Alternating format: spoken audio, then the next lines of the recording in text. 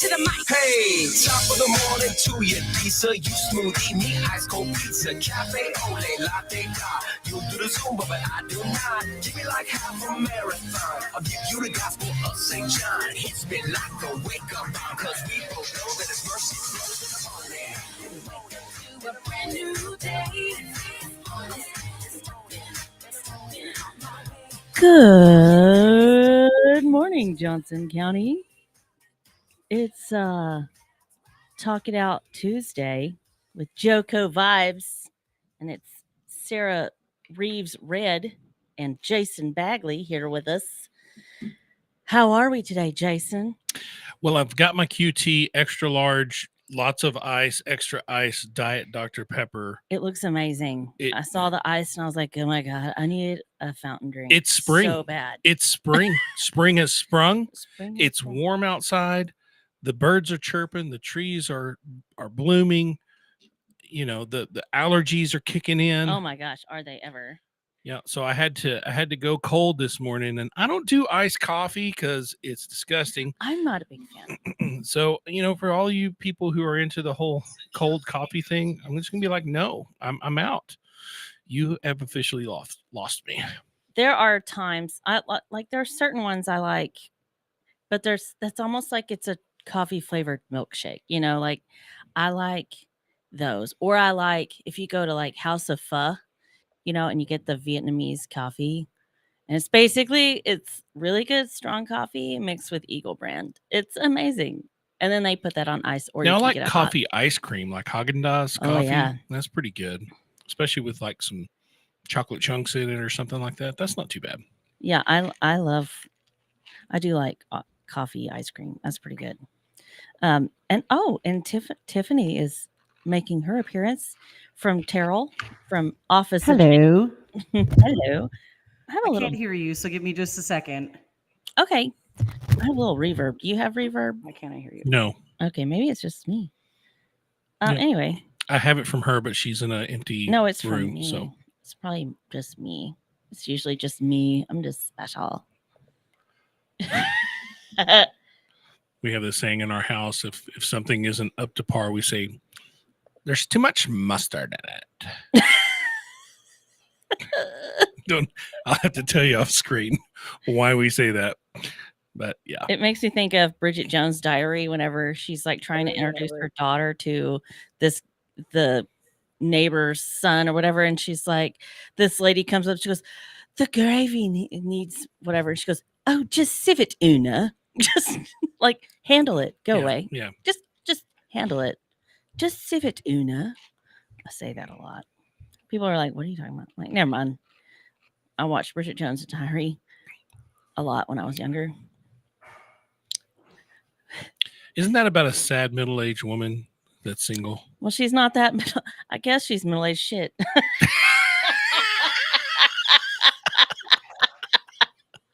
Screw you too, Jason. God. It's hard to watch too because wow, Jason. Wow.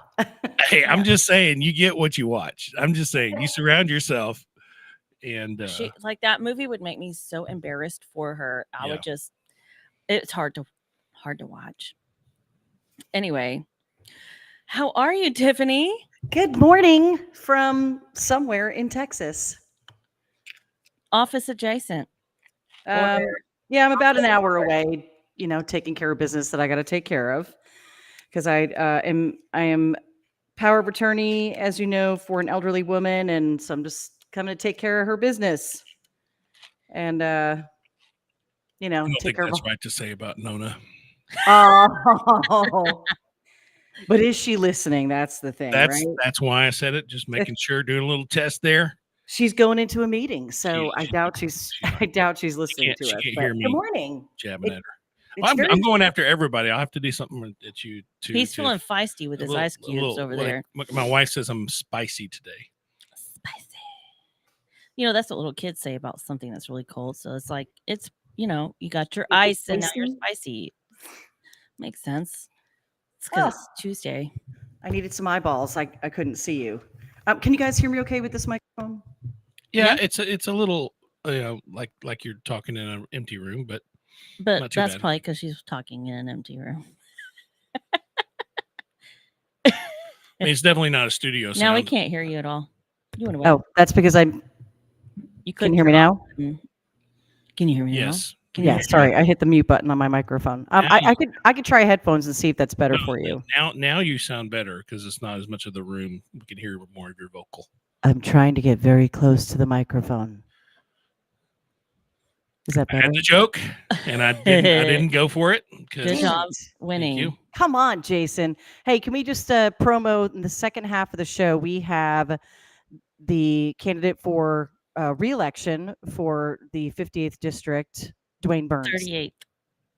30? It's 58. I thought I looked it up on his Facebook. So Wait, it's 38. Wait, it's 58. You look it up again. I thought it was 58. I don't know. I was very distracted this morning while I was getting ready by some very, very costly commercials that were running for I these have to political say, races. this is I dyslexied that. That's my bad. this I is said 58. 38. It's 58. She was correct. yeah. So we'll fix that in the marks. I'll say this from my standpoint, and I've lived here the bulk majority of my life. I have never seen a primary like this in our area. I mean, where they are just flat out attacking one candidate from one to the other. I haven't seen it, not in our district. I've seen it in others. That I and the haven't fact seen it.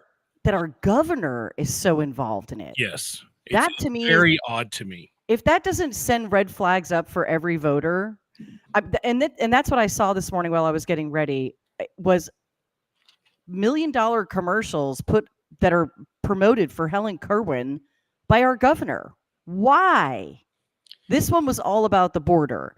But I mean, that to me should just make every voter look and go, what's the agenda? There's an agenda here. There's something we don't know and understand. And this is why we say, go investigate these upcoming bills that are trying to be pushed by the state and by our governor to see what is it that he has tucked away, possibly, into these bills that we're really not going to like, but somehow benefits him and political cronies. That's all. Well, or he believes that it benefits the state. Well, from my perspective, and I consider myself and I'm revealing probably more than I ever usually like to on the radio, but I consider myself a significant conservative. Like I find myself on, but also a libertarian in the fact that I don't like the government controlling things. But when it comes to our education system, my issue that seems to be that everything that I've seen has been up to two different things. One of them being that he didn't vote for the school choice bill, which had a teacher's increase attached to it. So they're using that. Like he voted against it, or he didn't vote at all. He voted against Okay. the privatization of the school districts, and he's explained that and to some degree. But it's just odd to me why for instance, the first thing the governor did this year was they put it on the ballot to reduce our ISD taxes so that we could get a $100,000 homesteading off of our ISD taxes. So they did that, and now they're taking away more money from the ISDs to go towards school choice.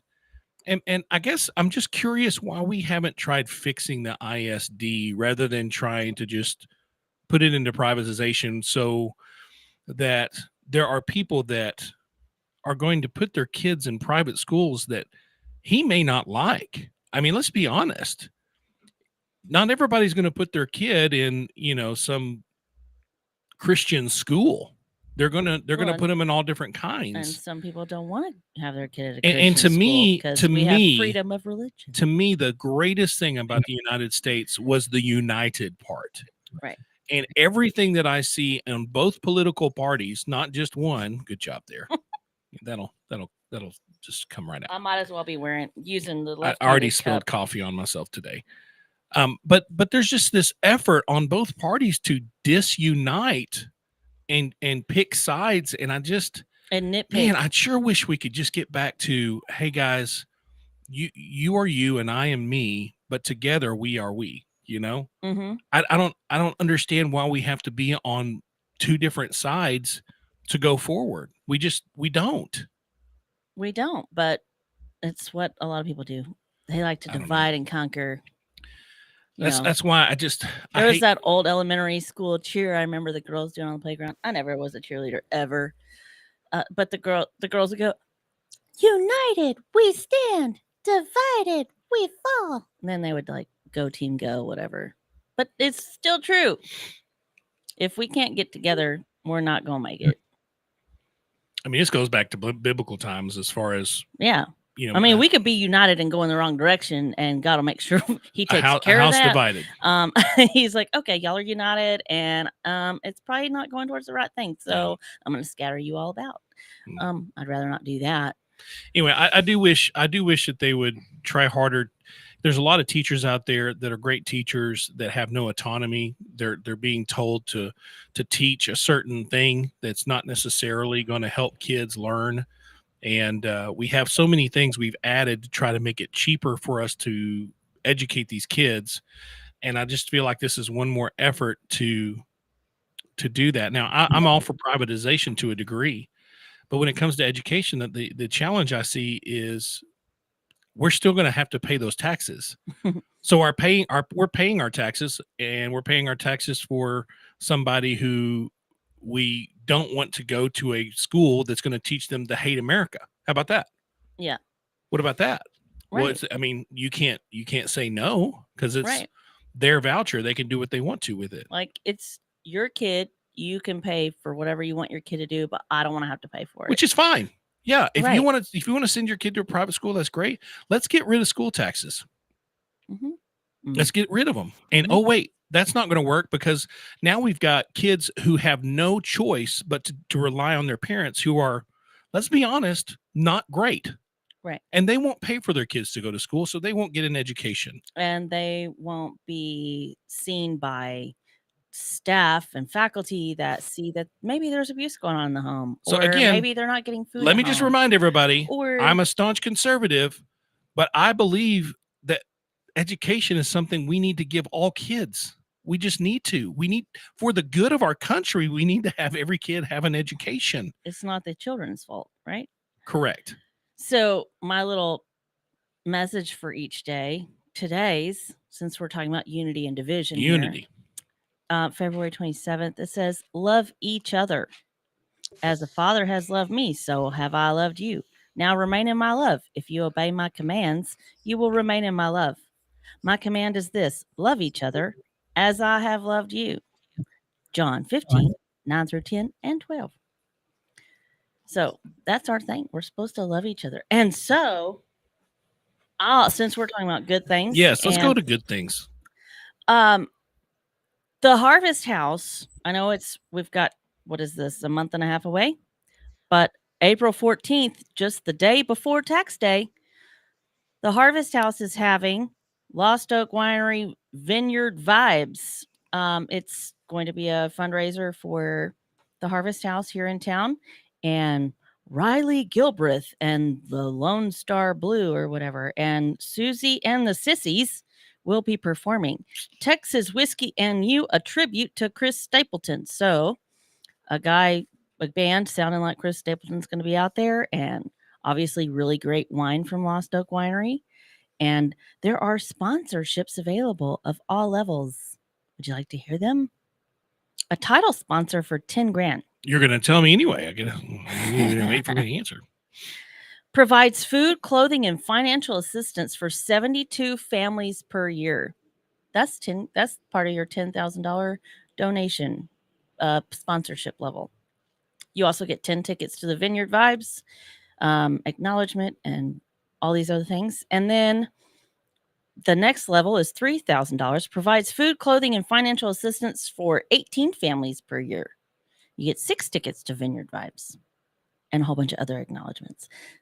There's a $5,000. I did it out of order. I didn't realize it was back and forth. I don't read that way. I read all over the page because I'm ADHD. The $5,000 one. I thought you said the Adderall kicked in. You were like, I've got things to do. It helps me get going, but it doesn't make the it doesn't make the crazy stop. It just helps me, right? It helps me acknowledge it and rein it in, like well, I can, well, okay. when we I know what's first happening. talked to you this morning, sorry, my microphone, I was having some technical difficulties over here. That's okay. This morning when you and I first talked, you were like, yeah, well, I got the thing up for Wednesday. I'm like, wow, that Adderall kicked you all the way in a day ahead. Yeah. Some good stuff. But the She's rocking and rolling for tomorrow. does 36 families, helps feed and clothe 36 families. 1,500 is 10 families. Getting an echo there, Tiff.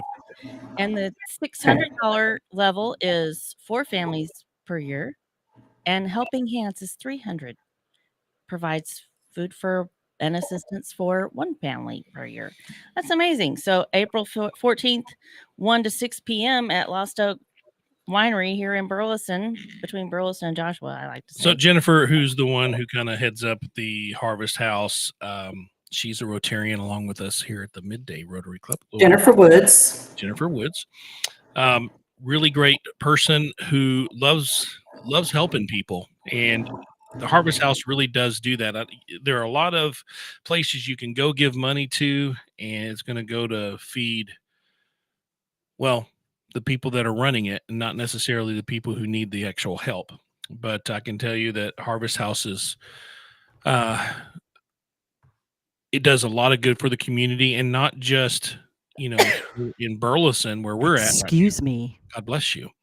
Is the echo gone? It's better. Yes. Okay. So it doesn't just help Burleson; they help all around the area, and it's a really cool thing to watch. They've expanded. They now have a kind of a thrift store right there where the old Hallmark store used to be in Burleson on Wilshire. So if you're just looking for something, they had some cool stuff that comes through every once in a while, and so it's another way for you to support them. But I went to Vineyard Vibes. I think, is it last year or the year before? A really cool event. Lots of things going on there. And I really hope that the Burleson Booze Vikings, Clayton, I hope that the Burleson Booze Vikings make a great show over there. That they ought to make a surprise appearance for that. I bet you they will.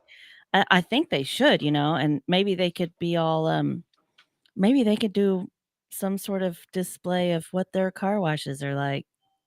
Sure. Well, I mean, they've already raised money for Harvest House, so it's Yeah, not, they're avid supporters. It's like right inside their wheelhouse, right?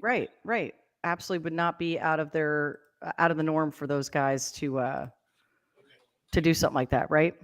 Right. Awesome. Well, listen, before we have DeWayne Burns join us at the half, how about we jump into our focus? You just walked in. Do you want to? No, not until the break. Not until the break. Yeah. But how about we jump in on our focus word of the week? Okay, I'm pulling it up. What is today? Today is it's Tuesday. Well, this week's focus word of the week is purpose. Go, therefore, and make disciples of all nations, baptizing them in the name of the Father and of the Son and of the Holy Spirit, teaching them to observe all things that I have commanded you. Matthew 28:19 through 20. And the focus tip. Do you ever wonder why you are where you are in life? This week, be reminded that you are here on this earth at this moment in time for a specific purpose, to love God and others. This week, try to make this your only goal and see how God shows up. Purpose. Awesome. Love God, love people. Love I wonder why I'm where I'm at in life a lot recently, because I never knew I was going to be a mechanic. But here I am, mechanicking like I never mechanicked before. Literally. Thank God for YouTube. See, I have a new bracelet. You like it? It's so pretty. It's because I took a radiator out yesterday of my work truck, and I ripped a rubber collar on one of my pipes, whatever. And so this goes on that rubber collar. And so I don't forget to go by the auto parts store. It's now my bracelet. Oh, well, that's good. I thought you were keeping yourself like, a souvenir. Like, wow, man, I did this. Girl power. Well, it's really big. So it's kind of obnoxious, but yes, I wear my jewelry while I'm fixing the truck just to remind myself, like, I can still be girly and do man shit. Hashtag man shit. It's literally your hashtag. I know. It really is. It's all me. But So what else? I mean, what else do you guys have going on this week that is like jump starting you into a really productive, successful week? I'm fixing that truck today. I'm finishing that truck, and then I'm going to be able to go conquer the world. How many work trucks do you have? 2. There's 2. Okay. I have an 06 Dodge and an 08 Dodge, and they're both diesels. And the one I'm working on is my favorite because it's the dually, and it has the really big bumper on it that has the winch inside that I actually know how to use because I've had to use it because I have gotten it stuck. You got But a winch in your Dodge? I got a winch in my Dodge. She always has a winch in her Dodge when she's driving it. Hey. But, you know, I love what I do. Reeves Exploration. So we are going headlong into our build down in the south part of Burleson, Tiffany. We've got the dirt moved. We're setting piers, I believe, today or tomorrow. They're going to be drilling the piers and setting those up, and then hopefully we're going to have concrete in the next couple of weeks, and then we'll have buildings going up by the end of March. That's exciting. It is. And are you pre-leasing right now? We're about to start pre-leasing. We've got 4 opportunities left, anywhere from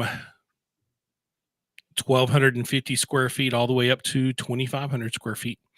There's one unit at 2,500. There's another that's just under 2,000, and 2 right around 1,250. So, and is this like strictly a medical park, or is it? We're looking whatever? at medical. It's a non-retail. So typically what's going to be around medical is going to be medical style.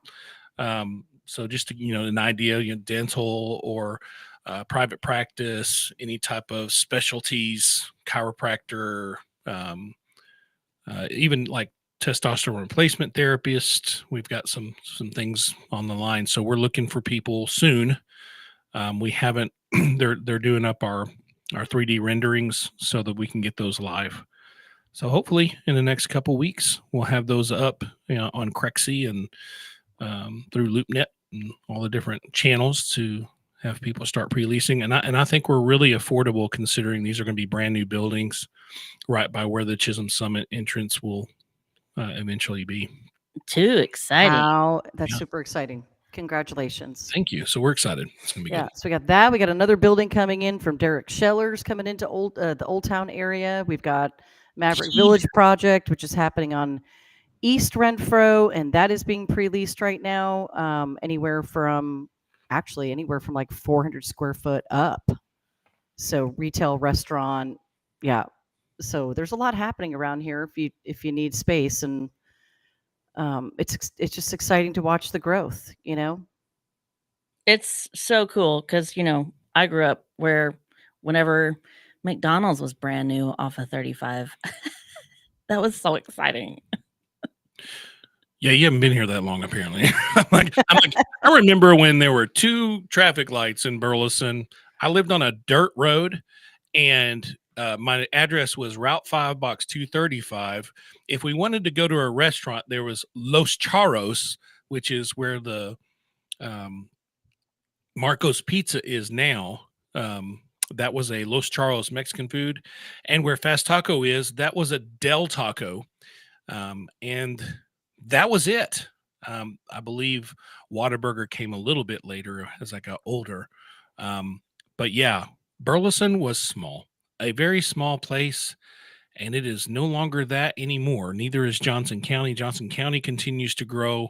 Joshua is starting to really pick up and have a lot of growth. Godley is getting huge. I think Grandview is the next big place where we're going to see a lot of growth down there. If they can manage it. Well, that's the challenge, isn't it? I mean, they've pushed out growth for so long, and you know, you get that good old boy network down there. So What? Well, Mama used to Mama still calls Renfro Old Alvarado Highway. You know, sometimes I'll be like, "What are you talking about?" She's like, "Oh, Old Alvarado Highway." I'm like, "Wait, you mean Renfro?" I still call John Jones 731. Oh, for sure. And John Jones I call Elk Drive John Jones because that's where. See, that's the funny thing to me. So I feel like anybody who, if you're going out towards Lost Oak or you live that way, people call it 731. And if you're going towards Crowley, people will call it John Jones. Yes. Do you notice that? I live out towards Lost Oak. I'm 5 minutes away. Yeah. Yeah. Which is so pretty out there. Those trails over there are really nice. They're not nice, but they're neat and they're really heavily wooded. It's really pretty. I don't know. I love seeing the growth in our community. Obviously, Johnson County continues to expand, but I think it's a healthy expansion in things that have needed to happen for a number of years, and we're seeing it now. And we just got to do it healthy, and we got to stay united. And when we come back from the break, I hope we get to talk some more about that. Being united. All right, DeWayne Burns is with us here in just a couple of minutes.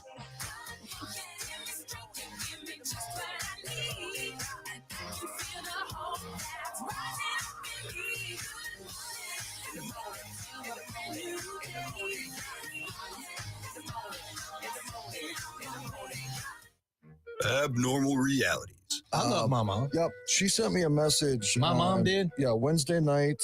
And she invited me over tomorrow night to watch Titanic and share a bowl of popcorn. And I accepted. You did? Yep. That'd be fun. And she calls it Chaps Only Night. Every Saturday night. Look. Miss Dixie, how you doing? He said, it's my mom, bro. All right, it's my mom. I want to hear the answer to the Titanic and popcorn. Go ahead, Mom. What's up? Oh! Hi, boys. I just Mom. wanted to ask Rocky if he wanted butter on that popcorn or not. I would rather have the butter somewhere else, but if popcorn's the only place I can have it, I'll take it. Hey, dude. nobody says I can't roll around in it for a little bit. All right, Mom. That is my girl. I love you, Mom. Dixie. Abnormal realities. My mom, love you. Dixie. Bye, I love you too. With Ron and Rocky. Weekdays, 4 p.m. and 10 p.m. on JOCO Community Radio. Holy crap. Fast Track Student Loans can get your student loans out of default, stop any wage garnishments, stop collection calls, and stop seizure of your tax refund. Give yourself a break. Stop the stress and get your student loan payments down to as little as $25 a month based on what you can afford to pay. 800-709-4395. 800-709-4395. 800-709-4395. 800-709-4395. Fast Track Student Loans can get your student loans out of default, stop any wage garnishments, stop collection calls, and stop seizure of your tax refund. Give yourself a break. Stop the stress and get your student loan payments down to as little as $25 a month based on what you can afford to pay. 800-709-4395. 800-709-4395. 800-709-4395. 800-709-4395. JOCO Community Radio. Listen live at tunein.com.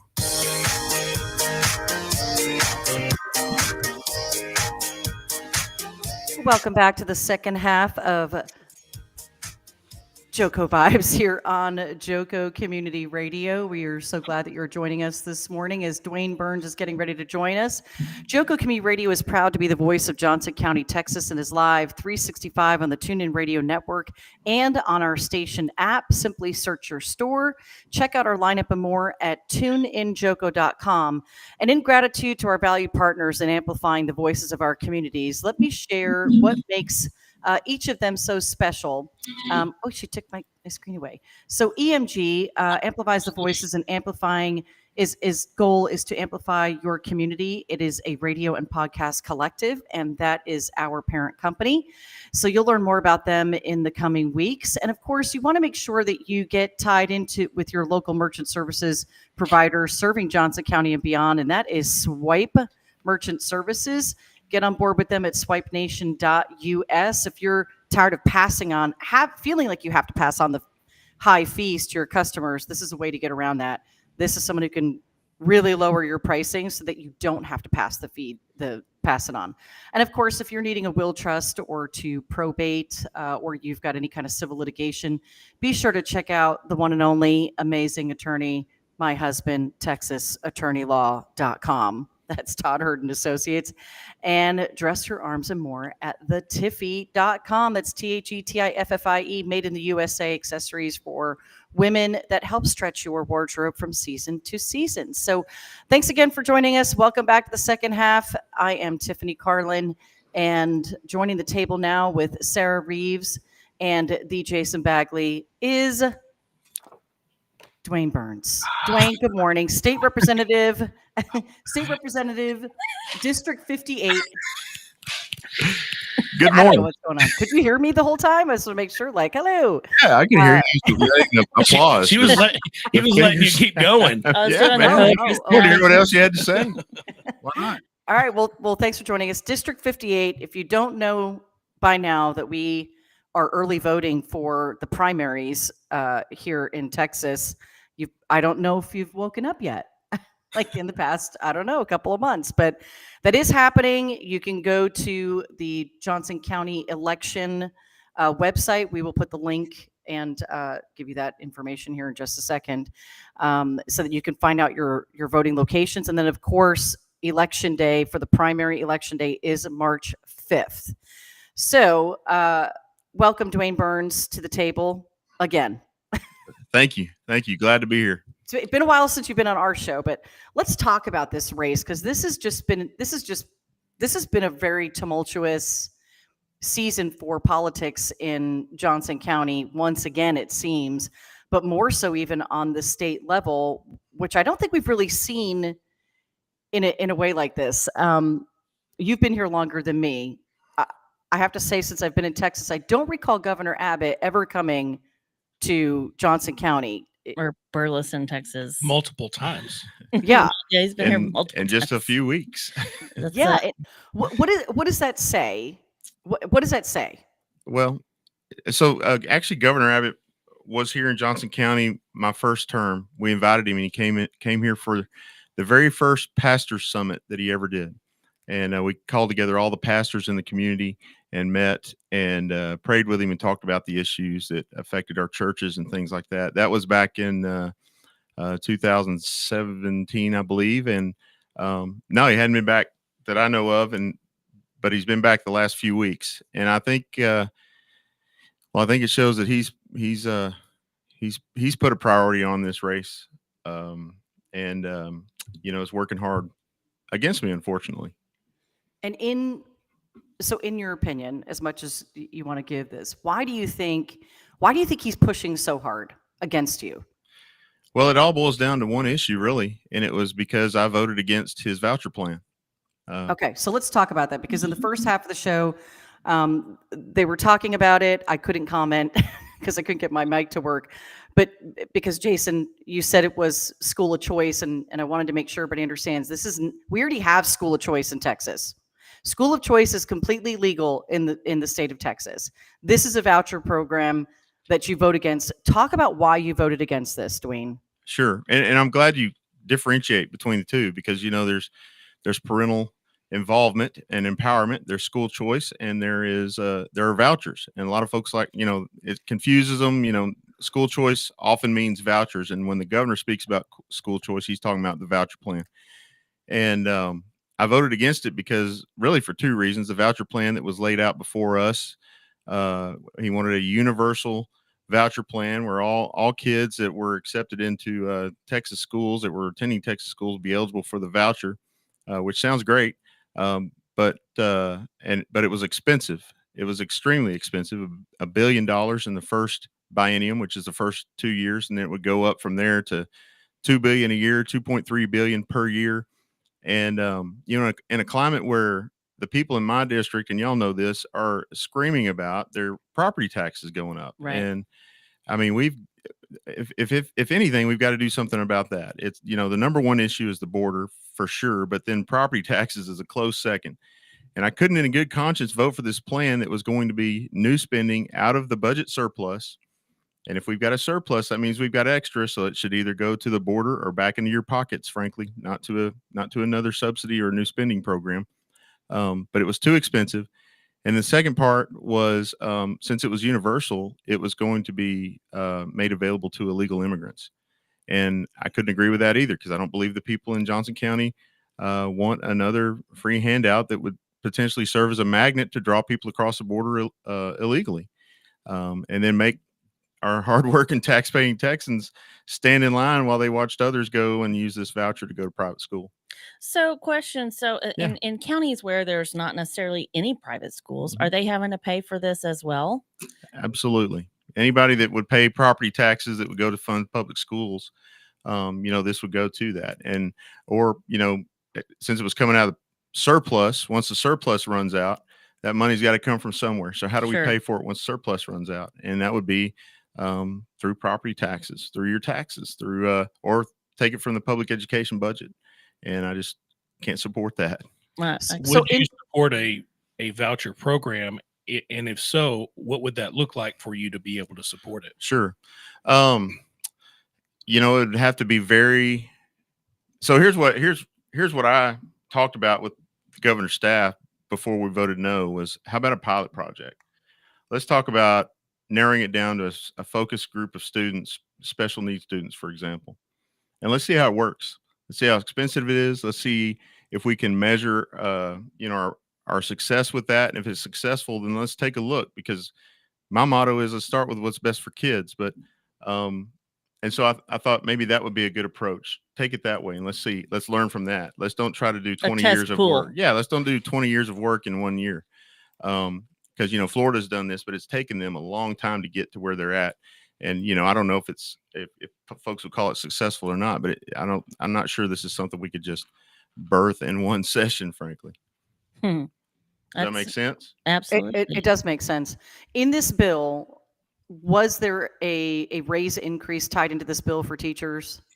There was. In fact, the House had sent House Bill 100 earlier across to the Senate, and it included all the same things pretty much that this bill included that was sent back to us from the Senate, except this was a different bill. This was, they sat on and killed House Bill 100. Then Senate bill was sent back over.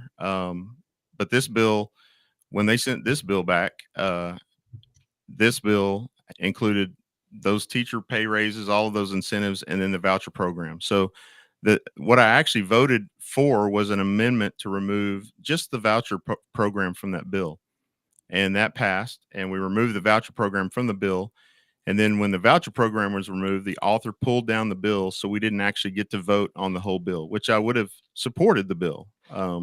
But it didn't get a chance to vote on it because the author pulled it down once the voucher part was pulled out. They wanted that paperclip on there. That's right. And just to kind of show like some of where you're looking at, an example is Arizona with their school choice problem, right? It was actually going to promote vouchers to undocumented immigrants. So it's not like you're just pulling this out of thin air. This is something that was happening in Arizona already and can easily happen here.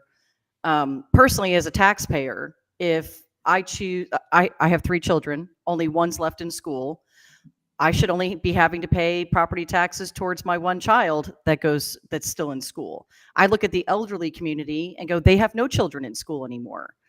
And to me, their houses are paid off, and they're still having to pay an astronomical amount in property taxes. Yeah, well, because of property taxes, nobody's house is paid off. I mean, that's just it's a huge problem. We're just going to have to keep paying. So tell us. Okay, can I just hit on some hot topics with you first, DeWayne? Sure. Can we just do that? Let's get some things out of the way. Did you vote to impeach Paxton? I did. Yes. Tell us why. Okay. So, and I never thought we'd be talking about Ken Paxton at all during the legislative session, but he came to the legislature during the budget process, asked for money to cover the out-of-court settlement that he had done on his own, no authority from anyone else. He had an out-of-court settlement with the whistleblowers, without getting into all that. But he came and asked us for $3 million, and we said, explain this. And he refused to answer the questions, period. And so we sent those questions to the General Investigating Committee, said, go find out what this settlement was about, what was involved, all that kind of good stuff. Over the course of several weeks and months, they uncovered several allegations, multiple accusations of crimes of misuse of his office, different things like that. At the end of the investigation, at the end of the session, they presented all of that information to us in the House. We served kind of like a grand jury, if you will, for lack of a better term, but they present this information, and then we determine, should it go to the next level, or do we just sweep it under the rug?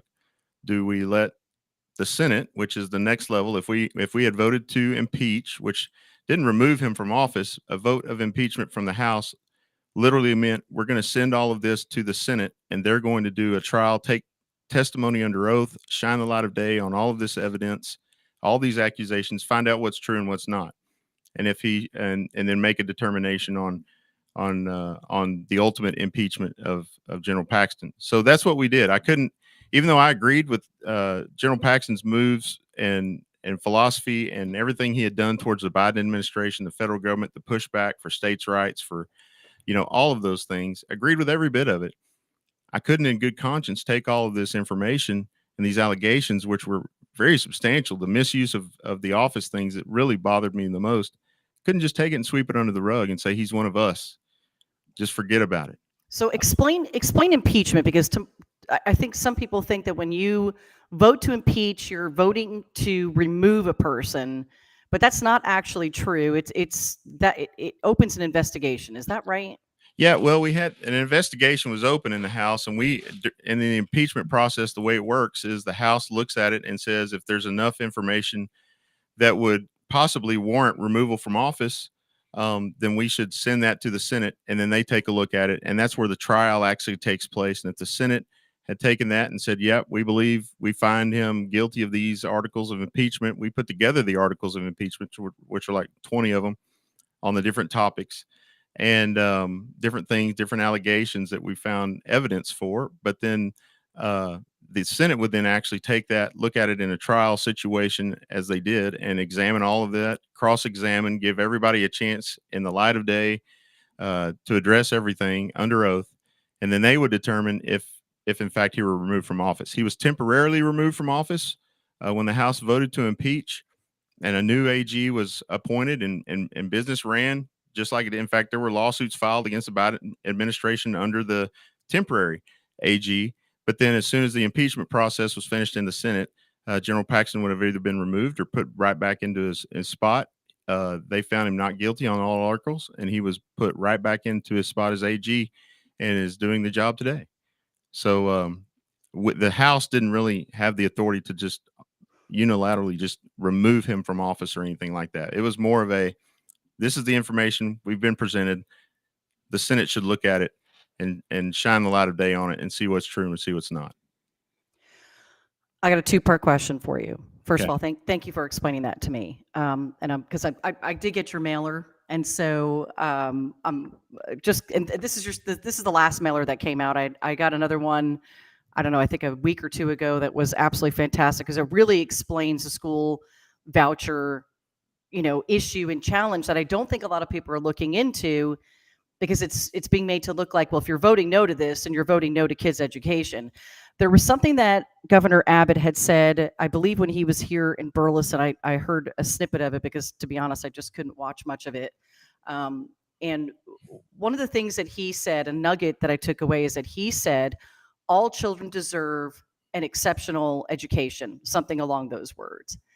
And my first question would be to Governor Abbott: if you feel that all students in the public school system here in Texas are not getting an exceptional education, isn't that where the fix begins? What are we doing to fix the educational system in our public schools, instead of pushing money towards our private schools? And the way this voucher system is set up, let's say it were to pass, the money is not, and I think this is a misnomer, and I think people need to understand this, is, let's say you take your child out of public school and you're going to homeschool. The state is not writing you a check or discounting your property taxes for that. That's correct, right? That's right. It's more of a contract between the provider So let's say And you take right, and in the Hey. homeschooling scenario, who is the provider? Well, it would be the homeschooler actually, and now they were entitled to $1,000, I believe, per child under the proposal. The vouchers were at 10,000 when we left it, I believe, in the bill for kids going to private school. That's a So lot. private school is Man. $10,000 per kid, and homeschooling is $1,000 per kid. Yep, sure enough, Is that per year? per year. That's interesting. Mhm. Wow. So private school is not cheap. If anybody's ever had their children in private school or even compared the pricing to it, it is absolutely not cheap. But Well, and it's not available to everyone in the state either. I mean, it's not like all these counties out in West Texas. Oh yeah, they've got like every county even has a private school. Maybe not. Like how many counties out in the middle of nowhere even have any private schools that they could even go to? Like that's okay. I got worked up. well, I think we all need to be available. I think we all need to be worked up. I don't expect anybody to be paying for my child to go to school. That's something I have to pay for. So if I choose to and I did partially, I homeschool my youngest for let me just say, we semi-homeschooled. It was an online private Christian school that we chose to do for a good portion of last year. And I didn't get paid to teach my child. My money was still going to the public school system. And we know that has to change. I think we all agree that has to change, but this isn't fixing that problem.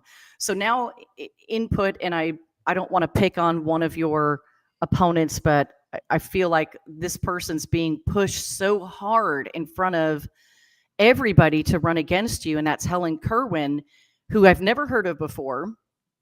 And that's not to say anything negative against her. Why?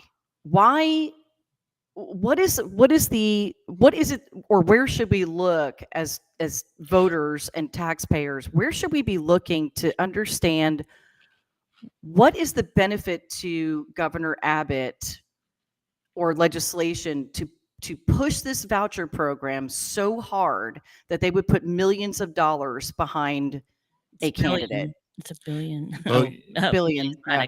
Candidate. Okay. You kind of you said it. Follow the money.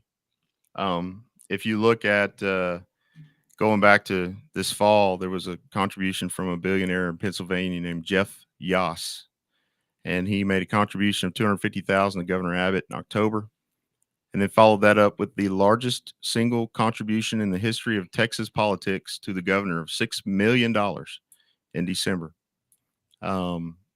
And so there's a lot of money to be made off of this plan. The administration of the plan alone was going to be $40 million awarded to a private company out of state of the voucher plan, which I couldn't go along with that either.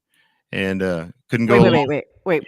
Repeat that. Repeat that for me really quick. $40 million. $40 million contract with an out-of-state company to do what? To manage the voucher program? Yep, administer, oversight, all of that kind of stuff for the program. And I could not agree with that. And Why do we need to give $40 million to an outside company when we are the government? They're the government, and they're already balancing this money, and we're already paying people in our state legislation to move money where it needs to go. Well, I wish I had a great answer for you. I don't know why we would need to do that, which is part of why I disagreed with it. And where would the $40 million come from on top of the taxpayer money? I mean, isn't this whole goal to try and say, hey, we're saving you money? We're putting money back in your pockets. No, we're just going to use the surplus. We're just going to use the extra money we have. It's fine. It's fine. So was there something built into this plan on top of that said, hey, when the surplus runs out, which the rainy day fund is there for so many things that are absolutely necessary for people, such as emergencies and stuff like that. What happens then? Well, and this wasn't coming out of the rainy day fund. This was just out of our biennium surplus. So like the state of Texas did well over the last couple of years. The price of gas was great. Sales tax was great. Property taxes went up, unfortunately, which I think we should do away with, but that's a whole different topic. But we had a budget surplus going in, and We won't have that every year. Right. So this was a year. This wasn't coming out of the rainy day. This was just the budget surplus that we had for this biennium to work with, because the economy had grown and the economy was doing well in the state of Texas. So we have, price of gas, sales tax, all of those receipts had created a surplus, and that's where this money was going to come from. For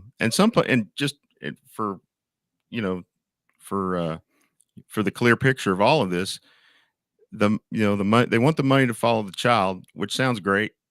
In this instance, if a child were to leave public school, the public school was still going to get their average daily attendance funding for that child. So, so as not to harm the public schools. Some people may say, well, that's a good thing. Some folks say, well, that's a bad thing. If we're going to let the money follow the child, then let's actually let the money follow the child. Instead of paying for kids that aren't going to public school just to keep the public school system whole. So if you're a public school fan, you may think, well, that's a great thing. But if you're, a taxpayer, you may think, well, no, let's if the money's going to follow, then let it follow, actually. But in these cases, we were going to still support the weighted average day funding for each kid in the public school, even though they had left to go to private school, and then they would get the $10,000 voucher to go to private school too. I think most people are fans of education, DeWayne, and I don't know that there's a delivery method that people really care, as long as every kid that we can possibly get educated gets educated. But I am curious about something, and this goes to what's been pointed at you, which is the curse word of a conservative Republican, which is rhino. And I've heard it a lot in this session. So I'm curious, could you kind of go towards, first of all, the pointed finger was obviously for this particular element, and then also for leadership of some of the places where the committees were. Can you talk about where they've called you a rhino and why you aren't that? Sure. I've been where do I start? I mean, there's so many. I am not. I am definitely not a rhino. And have a very conservative record over the last over my whole term, and would gladly shine the light of day on that and discuss any of those votes with anyone, frankly. And I think it's just a term that folks like to use against an opponent that they're trying to beat, whether it's valid or not. And it's all about who, perspective, I guess, but I don't think I'm a rhino at all. I've been one of the most pro-life members of the Republican Party in the House. I have voted to cut your property taxes every time, all that kind of stuff. I can go down my credentials if you'd like, Jason, but I don't think that's the question you're asking. What they've accused me of, for example, Democrat leadership of committees. Let's get into that. So the committee chairs are set by one person only, and that is the Speaker of the House. None of us get a chance to weigh in on that or vote on that in any way, other than we get to select who the speaker is. Once the speaker is made and decided upon, then he sets those committee chairs. In fact, it is illegal. It's unethical. It's against ethics for him to discuss who's going to be chairs before he's elected. He can't make promises. He can't say these people are going to be chairs, all that kind of stuff. At the same time, so he makes those decisions on his own. We as a Republican caucus have a bylaw, and so does the Republican Party of Texas has a party plank that says we as Republicans are going to caucus and pick a speaker in November before session starts. And then we're all going to vote for that guy or girl in January. And that's what we did. We met in November. We chose by secret ballot. Speaker Phelan was the speaker candidate coming out of the Republican caucus, and the caucus is composed of all Republican members of the Texas House. We chose Speaker Phelan, and then we all honored our pledge, and that was to support him going into the session, and we voted for him. And the reason we do that is because several years ago there was an attempt by a few rogue Republicans to partner up with the Democrats to gain power and establish a Democrat speaker, even though we had Republican control of the House. And so we made a bylaw in the caucus, and the RPT adopted a platform. The RPT, Republican Party of Texas, adopted a platform plank that said we shall choose that person in the caucus in November and then support that person on the floor in January. That's what I did. And that's what I'll do next time because we can't afford to have a Democrat chair. That sort of sounds a little bit like unity, like we've been talking about Unity. this morning. Tiffany, last seconds. Just DeWayne, first of all, if you want to get to know him even better, burnsfortexas.com. Reach out to him. DeWayne will answer any question that you have. And DeWayne, we thank you for your commitment to the 58th district, and we wish you the best of luck in your reelection. And we appreciate your candid answering of all those questions. Have an amazing day, guys. God bless.